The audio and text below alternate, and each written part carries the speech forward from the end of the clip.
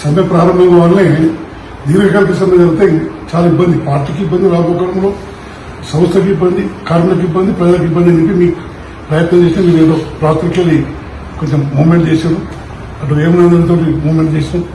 ఏదన్నా క్యాబినెట్ ఏదో ఇప్పుడు రేపు పిలుస్తారు తెలుస్తుంది. ఏదన్నా దీర్ఘకాలిక సమ్మె కాకుండా ఒకటి అటు ఇటు రేపు కొత్త తీసుకుంటే అయిపోతుంది. కేసీఆర్ లెక్క మన ప్రభుత్వం ఉండదు, చర్చల ద్వారా సమస్య పరిష్కారం అని చెప్పి మేము ఆశిస్తామన్నా. రేపు కొత్త మంత్రులు మరొకసారి మీకు అవకాశం ఉంటే మళ్ళీ ముఖ్యమంత్రి కొన్ని చెప్పండి.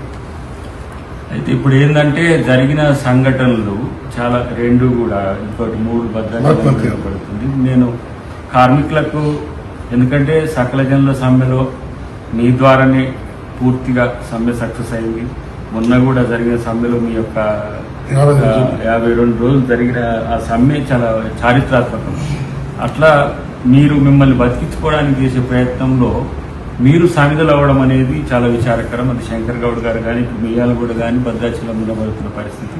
కాబట్టి కార్మికులు మీరు మీ డిమాండ్లు ఏవైతే ఉన్నాయో వాటిని పరిష్కరించేందుకు రాజిరెడ్డి గారు అటు ఇంతకుముందు అశ్వత్థామ రెడ్డి గారు కూడా మాట్లాడిండ్రు. వారితో కలిసి మేమంతా ముఖ్యమంత్రి గారికి రవాణా శాఖ మంత్రి గారికి కూడా దీర్ఘకాలికంగా సాగకుంటూ ఇమ్మీడియట్గా సమస్యల పరిష్కారానికి ఒక ప్రయత్నం చేస్తాం. కాబట్టి మీరు ఎలాంటి ఆత్మహత్యలకు కానీ లేదంటే ఇతరత్ర ఈ ప్రాణత్యాగాలకు మీరు అసలు ముందుకు రాకండి.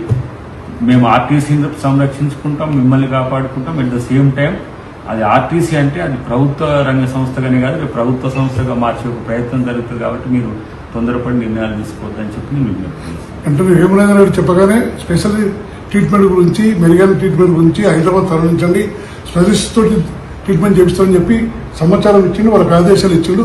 ఎవరు ఆత్మహత్యలు చేసుకోకండి, ఆత్మహత్యల సమస్య పరిష్కారానికి దోహదపడదు.